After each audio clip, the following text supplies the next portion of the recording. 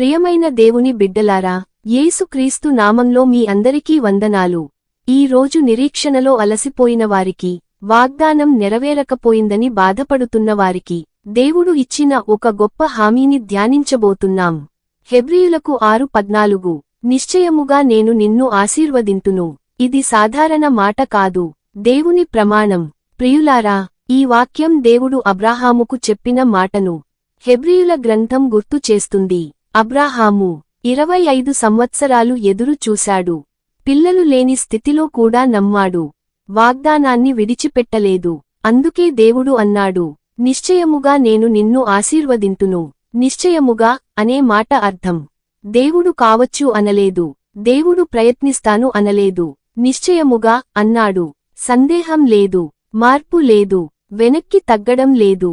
దేవుని మాట ఎప్పుడూ నిలుస్తుంది. ఆశీర్వాదం అంటే ఏమిటి? ఆశీర్వాదం అంటే కేవలం డబ్బు కాదు. దేవుని ఆశీర్వాదం అంటే శాంతి, ఆరోగ్యం, కుటుంబ క్షేమం, ఆత్మీయ బలం, దైవిక దారి. ఇవి అన్నీ కలిపితే సంపూర్ణ ఆశీర్వాదం. ఆలస్యం ఎందుకు వస్తుంది? అబ్రాహాము లాగా మనకు ఆలస్యం అనిపిస్తుంది. కానీ గుర్తుంచుకోండి, ఆలస్యం అంటే తిరస్కారం కాదు. ఆలస్యం అంటే సిద్ధం చేసే కాలం. దేవుడు మిమ్మల్ని ఆశీర్వదించడానికి ముందే సిద్ధం చేస్తున్నాడు. ఈ రోజు మీరు ఇలా అనుకుంటున్నారా? ప్రభువా, నేను ఎన్నాళ్లుగా ప్రార్థిస్తున్నాను అనుకున్న వాళ్లకు ఈ వాక్యం మీకోసమే. నిశ్చయముగా నేను నిన్ను ఆశీర్వదింతును. మీ పేరు పెట్టి దేవుడు మాట్లాడుతున్నట్టు నమ్మండి. విశ్వాసం మరియు సహనం ఉంటే ఫలితం వస్తుంది. హెబ్రీయులు 6:12 చెబుతుంది, విశ్వాసం మరియు సహనం, వాగ్దాన స్వీకారం. వదిలేయవద్దు, ఆపవద్దు.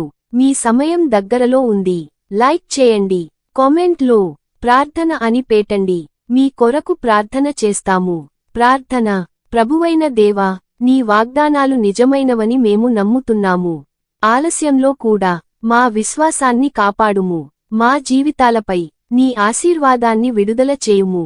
మా నిరీక్షణ వృథా కాకుండా మా ప్రార్థనలకు ఫలితం ఇవ్వుము. యేసు నామంలో ప్రార్థిస్తున్నాము. ఆమెన్. ఈ వాక్యంలో దేవుడు నీతో మాట్లాడితే దయచేసి వీడియోకి లైక్ చేయండి మరియు సబ్స్క్రైబ్ అవ్వండి. మీ కోసం ప్రార్థించాలంటే కామెంట్లో ప్రార్థన అని రాయండి. దేవుడు మిమ్మల్ని ఆశీర్వదించునుగాక.